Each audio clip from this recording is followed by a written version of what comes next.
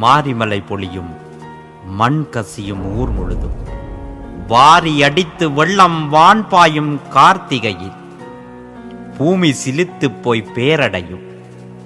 துயிலுமில்ல சாமிகளுக்கான சந்தன நாள் வந்தடையும். மாவீரச் செல்வங்கள் மண் கிழித்து வெளிவந்து சாவீரச் செய்து சாற்றி உறவுரைத்து பேசும் நாள்.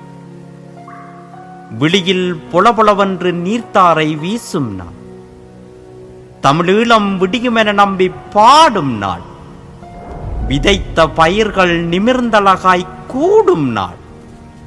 தமிழர் குலம் குதிக்கும் நாள் இதுதான். குன்றிக் குரல் நடுங்கி குற்றவேல் செய்த இனம் இன்றிந்த நிமிர்வுக்கு இட்ட முதல் விதைப்பு. சாவை கொடுத்தேனும் தமிழ் வாழ்வு என நிமிர்ந்து பேசும்படியான புதுவாழ்வின் புலர்வு தினம்.